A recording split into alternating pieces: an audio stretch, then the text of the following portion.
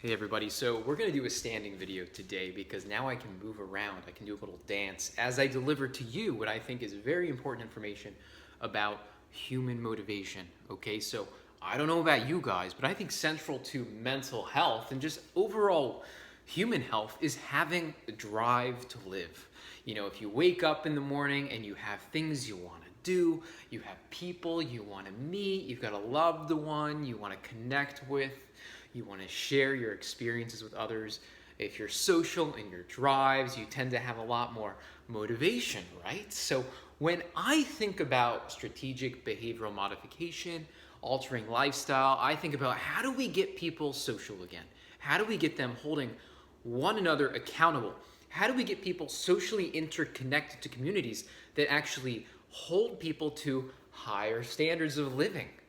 So when we think about human motivation, I think we have to think about two main things. And the reason why I'm making this video is because I was on the phone with my cousin, who I absolutely love and adore, and he was talking to me about kind of like a systems level awareness of kind of what motivates people. And he said there's really two things that kind of become salient in the conversation. The first thing is who, and the second thing is why. The who is really, who am I? What do I value? What do I care about? But then, interestingly, who is interconnected to your social milieu, your social relationships, your cultural beliefs, attitudes, etc. So who is essential? So I think if we're going to get people to change their behaviors, we got to get them asking the question of who am I? And then who are these people and what's going on interpersonally and intrapersonally? How do these things kind of connect and kind of intermingle with each other? Because therein lies a huge part of what motivates us. Who? And then he said, why? We have to understand why. Why we do what we do. And I was like, well, that's a huge part of identity, isn't it? So as human beings, we're driven by meaning. This transcendence of the self. We're driven by connection to others, connection to God, right? We're not really meant to exist as individuals. We are motivated insofar as we are really understanding why we're doing what we're doing, and then able to share that. So the who and the why. So when we think about motivating people truly, you know, someone comes to see me who's depressed or anxious, I can't motivate them through giving them a prescription.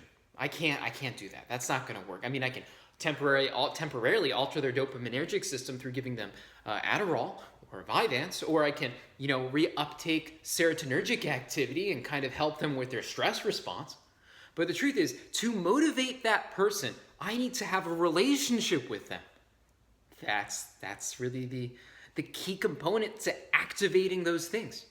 And on another note, the reason why this dopaminergic system is so exciting is because when we start to understand how we kind of start to, get the light, the flame of motivation, we have to spark it. How do we spark motivation?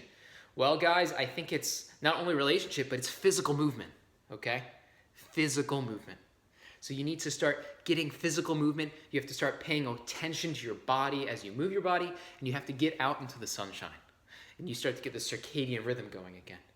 So when I'm thinking about who and I'm thinking about why, I'm really thinking about how do I motivate people to change their lives for the better? Because it seems to me that that's what I love to do.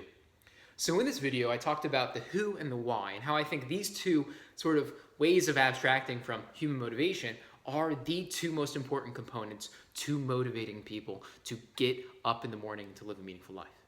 I don't know about you, but I'm excited about getting clear on who I am and then who the people I live and love during my day-to-day life are. And I'm very excited about getting clear on my why so I can be intrinsically motivated to do the things that I have to do every day. Without a why and without a sense of who, our lives become meaningless. And we are not meant to live that way. So if you really can appreciate this message, let me know with a like and comments. Let me know your who, let me know your why. And if you want to see more from me, you can subscribe. And if you're interested in working with me through a one-on-one coaching session, I'm going to start doing that. So if you are interested, shoot me an email. I will leave my email below and I will get back to you. So yeah, happy to have you again, and good luck with your who and good luck with your why. I know you can do it. All right, see ya.